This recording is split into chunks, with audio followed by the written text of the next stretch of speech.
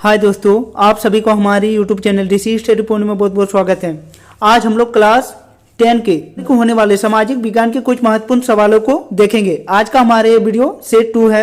यदि आप लोग सेट 1 को नहीं देखे हैं तो इस वीडियो के डिस्क्रिप्शन में लिंक दिया गया है, वहां जाके आप लोग उस वीडियो को भी देख सकते हैं। आज के हमारे सेट में जितने भी क्वेश्चन है आप लोगों के होने वाले एग्जाम के दृष्टिकोण से बहुत ही महत्वपूर्ण होने वाला है, इसीलिए आप लोग आज के हमारे इस वीडियो को शुरू से अंत तक देखें और हाँ, अच्छा लगे तो अपने दोस्तों को भी ज़्यादा से ज़्यादा शेयर करें। तो चलिए दोस्तों, अब देर न करके एक एक करके उन सभी क्वेश्चनों को देखते हैं। आज के हमारे इस सेट का पहला क्वेश्चन कह रहा है कि राष्ट्रवाद में एक निश्चित भौगोलिक क्षेत्र में रहने वाली जनता इनमें से किसके द्वारा जुड़ी होती है। पहला ऑप्शन समान संस्कृति, दूसरा ऑप्शन है समान इतिहास, तीसरा ऑप्शन है भाषा और लोक परंपरा, या चौथा ऑप्शन है इनमें से सभी। तो राष्ट्रवाद में एक निश्चित भौगोलिक क्षेत्र में रहने वाली जनता समान संस्कृति, समान इतिहास और भाषा और लोक परंपरा के आधार पर एक दूसरे से जुड़ी होती है, इसीलिए इसका सही जवाब है ऑप्शन नंबर 4, इनमें से सभी। हमारा अगला क्वेश्चन नंबर 2 कह रहा है कि जर्मनी के एकीकरण में प्रमुख भूमिका निभाने वाले बिस्मार्क कहाँ के चांसलर थे। पहला ऑप्शन है ऑस्ट्रिया, दूसरा ऑप्शन है बर्लिन, तीसरा ऑप्शन है पर्सा, या चौथा ऑप्शन है म्यूनिक। तो जर्मनी के एकीकरण में प्रमुख भूमिका निभाने वाले बिस्मार्क पर्सा के चांसलर थे, इसीलिए इसका सही जवाब है ऑप्शन नंबर 3, पर्सा। हमारा अगला क्वेश्चन नंबर 3 कह रहा है कि सरदार वल्लभ भाई पटेल ने किस किसान आंदोलन का नेतृत्व किया था। पहला ऑप्शन है खेड़ा आंदोलन, दूसरा ऑप्शन है बारदोली आंदोलन, तीसरा ऑप्शन चंपारण आंदोलन, या चौथा ऑप्शन है व्यक्तिगत सत्याग्रह। तो सरदार वल्लभ भाई पटेल ने बारदोली आंदोलन का नेतृत्व की थी, इसीलिए इसका सही जवाब है ऑप्शन नंबर 2, बारदोली आंदोलन। हमारा अगला क्वेश्चन नंबर 4 कह रहा है कि साइमन कमीशन भारत क्यों आया था। पहला ऑप्शन है भारत में संवैधानिक व्यवस्था की कार्यशैली का अध्ययन करने, दूसरा ऑप्शन है नई शिक्षा नीति लागू करने, तीसरा ऑप्शन है लगान से संबंधित कानून बनाने, या चौथा ऑप्शन है व्यापार संबंधित कानून बनाने। तो साइमन कमीशन का आने का प्रमुख कारण भारत में संवैधानिक व्यवस्था की कार्यशैली का अध्ययन करना था, इसीलिए इसका सही जवाब है ऑप्शन नंबर 1। हमारा अगला क्वेश्चन नंबर 5 कह रहा है कि प्राचीन काल में किस स्थल मार्ग से एशिया और यूरोप का व्यापार होता था। पहला ऑप्शन है सूती मार्ग, दूसरा ऑप्शन है रेशम मार्ग, तीसरा ऑप्शन है उरापात, या चौथा ऑप्शन है दक्षिणावर्त। तो प्राचीन काल में रेशम मार्ग से एशिया और यूरोप का व्यापार होता था, इसीलिए इसका सही जवाब है ऑप्शन नंबर 2। हमारा अगला क्वेश्चन नंबर 6 कह रहा है कि गाड़ियों के उत्पादन के लिए असेंबली लाइन का प्रयोग अमेरिका में सबसे पहले किसने किया था। पहला ऑप्शन है एडिसन, दूसरा ऑप्शन है फिलिप्स, तीसरा ऑप्शन है रूजवेल्ट, या चौथा ऑप्शन है हेनरी फोर्ड। तो गाड़ियों के उत्पादन के लिए असेंबली लाइन का प्रयोग अमेरिका में सबसे पहले हेनरी फोर्ड ने की थी, इसलिए इसका सही जवाब है ऑप्शन नंबर 4। हमारा अगला क्वेश्चन नंबर 7 कह रहा है कि डॉन ऑफ द सेंचुरी नामक चित्र में किसका महिमा मंडल है। पहला ऑप्शन राष्ट्रवाद, दूसरा ऑप्शन प्रजातंत्र, तीसरा ऑप्शन है औद्योगिकरण, या चौथा ऑप्शन है संगीत। तो डॉन ऑफ द सेंचुरी नामक चित्र में औद्योगिकरण का महिमा मंडल किया गया था, इसीलिए इसका सही जवाब है ऑप्शन नंबर 3।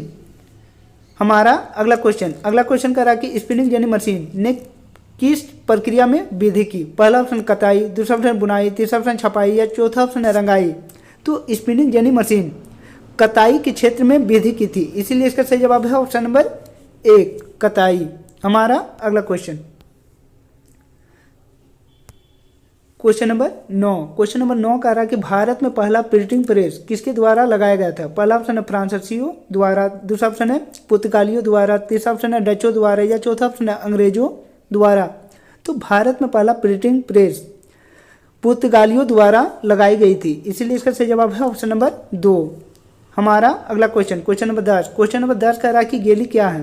पहला ऑप्शन है धातुई फ्रेम, दूसरा ऑप्शन है चर्मपत्र, तीसरा ऑप्शन है ताम्रपत्र, या चौथा ऑप्शन है पांडुलिपि। तो गेली एक धातुई फ्रेम को कहा जाता था, इसीलिए इसका सही जवाब है ऑप्शन नंबर 1, धातुई फ्रेम। हमारा अगला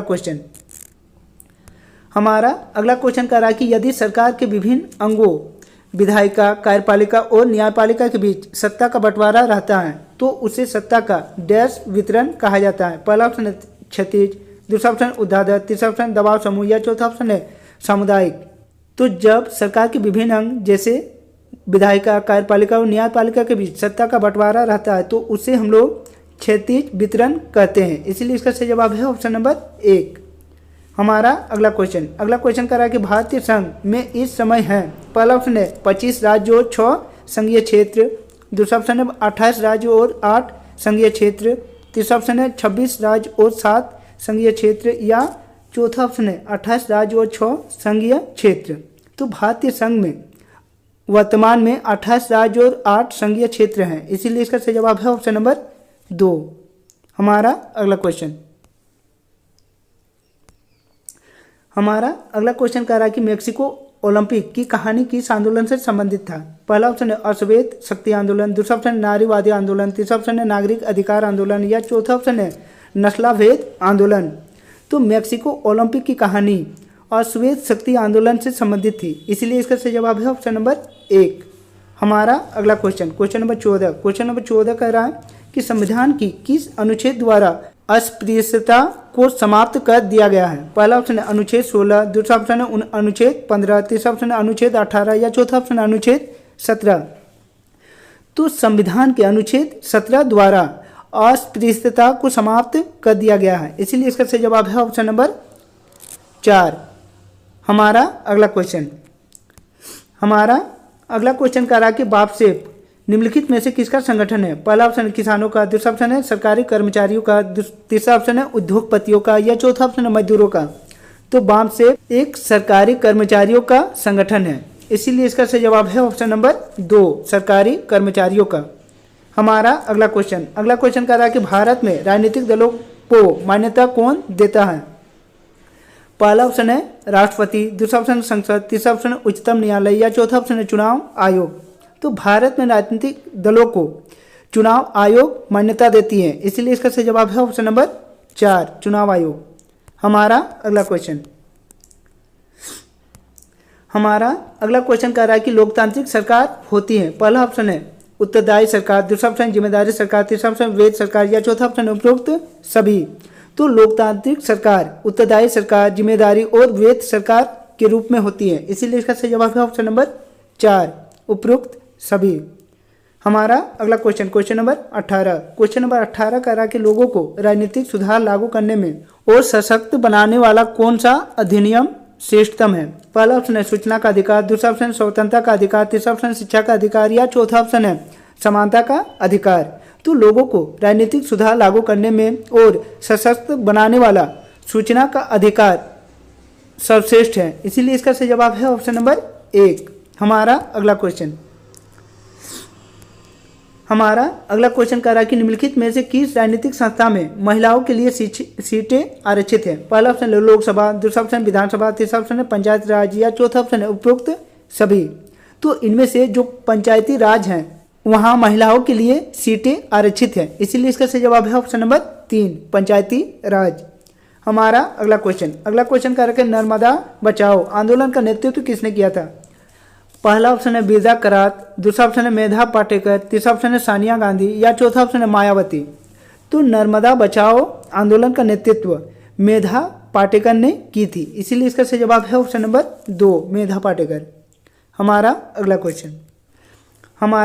क्वेश्चन कह रहा है कि समयाता के आधार पर संसाधन कितने प्रकार की होती है। पहला ऑप्शन है 2, दूसरा ऑप्शन है 3, तीसरा ऑप्शन है 4 या चौथा ऑप्शन है इनमें से कोई नहीं। तो समयाता के आधार पर संसाधन को 2 भागों में बांटी जाती है। इसीलिए इसका सही जवाब है ऑप्शन नंबर 1। हमारा अगला क्वेश्चन नंबर 22 कह रहा कि किस राज्य में काली मृदा मुख्य रूप से नहीं पाई जाती है। पहला ऑप्शन है महाराष्ट्र, दूसरा ऑप्शन है गुजरात, तीसरा ऑप्शन है मध्य प्रदेश या चौथा ऑप्शन है राजस्थान। तो इनमें से जो राजस्थान राज्य है वहाँ काली मृदा नहीं पाई जाती है। इसीलिए इसका सही जवाब है ऑप्शन नंबर 4। हमारा अगला क्वेश्चन कह रहा है कि भारत में जैव विभिन्नता को कम करने वाले कारक कौन है। पहला ऑप्शन है वन्य जीव के आवास का विनाश, दूसरा ऑप्शन है वन्य जीव को मारना या शिकार करना, तीसरा ऑप्शन है पर्यावरणीय प्रदूषण एवं दावा नल, या चौथा ऑप्शन है उपरोक्त सभी। तो भारत में जैविक विभिन्नता को कम करने के लिए यह सभी कारक निर्भर करती हैं, इसीलिए इसका सही जवाब है ऑप्शन नंबर 4। हमारा अगला क्वेश्चन कह रहा है कि बहुउद्देश्य परियोजनाओं से कौन सा लाभ है। पहला ऑप्शन है बाढ़ पर नियंत्रण, दूसरा ऑप्शन है सिंचाई की सुविधा, तीसरा ऑप्शन है जल विद्युत उत्पादन, या चौथा ऑप्शन है उपरोक्त सभी। तो बहुउद्देश्य परियोजनाओं का उद्देश्य अनेक प्रकार की होती हैं, जैसे बाढ़ पर नियंत्रण, सिंचाई की सुविधा, मत्स्य पालन, जल विद्युत उत्पादन। इसीलिए इस सवाल का सही जवाब होगा ऑप्शन नंबर 4, उपरोक्त सभी। हमारा अगला क्वेश्चन कह रहा है कि चाय, कॉफी, रबर, गन्ना, केला आदि किस तरह की फसलें हैं। पहला ऑप्शन है दलहन फसलें, दूसरा ऑप्शन है तिलहन फसलें, तीसरा ऑप्शन है रोपण फसलें, या चौथा ऑप्शन है मोटे अनाज। तो चाय, कॉफी, रबर, गन्ना आदियों को रोपण फसलें कहते हैं, इसलिए इसका सही जवाब है ऑप्शन नंबर 3, रोपण फसलें। हमारा अगला क्वेश्चन नंबर 26 कह रहा है कि भारत में धान की खेती मुख्य रूप से किस प्रकार की फसल ऋतु में की जाती है। पहला ऑप्शन है खरीफ, दूसरा ऑप्शन है रबी, तीसरा ऑप्शन है जायद, या चौथा ऑप्शन है रबी और जायद। तो भारत में धान की खेती मुख्य रूप से खरीफ फसल के नाम से जानते हैं, इसीलिए इसका सही जवाब है ऑप्शन नंबर 1, खरीफ फसल। हमारा अगला क्वेश्चन नंबर 27 कह रहा है कि निम्नलिखित कोयले के खानों में से कौन सा झारखंड राज्य में है। पहला ऑप्शन है तलचर, दूसरा ऑप्शन है बोकारो, तीसरा ऑप्शन है सिंगरेनी, या चौथा ऑप्शन है रानीगंज। तो इनमें से जो बोकारो कोयला खान है वह झारखंड में स्थित है, इसीलिए इसका सही जवाब है ऑप्शन नंबर 2। हमारा अगला क्वेश्चन नंबर 28 कह रहा है कि निम्नलिखित में से कौन एक आधारभूत उद्योग है। पहला ऑप्शन है चीनी उद्योग, दूसरा ऑप्शन है लोहा इस्पात उद्योग, तीसरा ऑप्शन है सूती वस्त्र उद्योग, या चौथा ऑप्शन है उर्वरक उद्योग। तो इनमें से जो लोहा इस्पात उद्योग है वह एक आधारभूत उद्योग है, इसीलिए इसका सही जवाब है ऑप्शन नंबर 2। हमारा अगला क्वेश्चन कह रहा है कि कारखानों द्वारा निष्कासित 1 लीटर अवशिष्ट से लगभग कितना गुना जल दूषित होती है। पहला ऑप्शन है 3 गुना, दूसरा ऑप्शन है 5 गुना, तीसरा ऑप्शन है 8 गुना, या चौथा ऑप्शन है 10 गुना। तो कारखानों द्वारा निष्कासित 1 लीटर अवशिष्ट से लगभग 8 गुना जल दूषित होती है, इसीलिए इसका सही जवाब है ऑप्शन नंबर 3, 8 गुना। हमारा अगला क्वेश्चन नंबर 30 और हमारे सेट का आखिरी